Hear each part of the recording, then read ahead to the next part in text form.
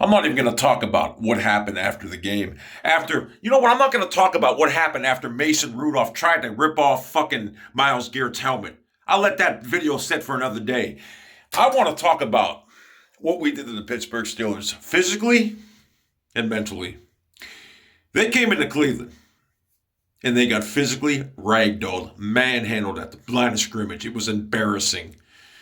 Myles Garrett, Larry Ogunjobi, the whole defensive line just fucking treated that vaunted offensive line like it was red meat and just bludgeoned it, beat it to death.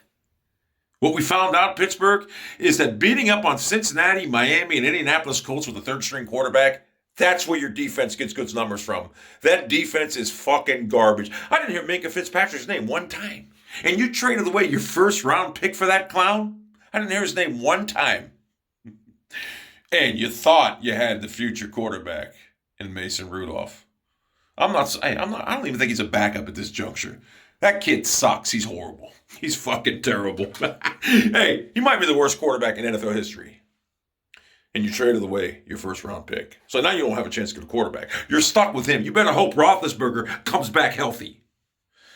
Devin Bush, I heard his name one time, and I think it was your penalty. If Cleveland Browns had an NFL head coach, they would have hung 40 to 50 points on you. We exposed the Pittsburgh Steelers at the end of the season, effectively, at about 9:30. We exposed Mason Rudolph for being garbage, not even a backup. And we pummeled the Steelers. We just humiliated them. Like I said, you're lucky we didn't have an NFL head coach because we would have hung 40 to 50 points on you. That defense is so overrated. You're not playing Miami and Cincinnati. No, you're playing a real team. Now, if we had an NFL head coach, we would have hung 40 to 50. But our defense just fucking annihilated you. Too physical for you. You claimed the Cleveland, and you got beat up physically. That's what happened to you. Now, we played you guys in 17 days, and I surmise it'll be much of the same. You're not a good team, and you were exposed. I know a lot of Steelers fans, we're going to the playoffs. We got Mason Rudolph's a franchise. He's better than Mayfield. He's not even a backup. He may not be on an NFL roster next year. And I only surmise that his actions in the final 8 seconds of that game had something to do with his play. I'll get to that tomorrow. I'll make a nice video on that tomorrow.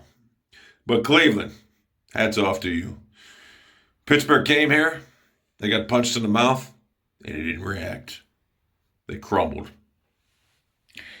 I thought Mayfield, if you look at Mayfield's last 4 or 5 games, I'll tell you what, he's playing good football. Now, there was a few throws he left on the field there. I thought he had Jarvis Landry wide open for a touchdown. Like I said, if we had Freddie Kitchens the worst coach ever. I mean, he's horrible.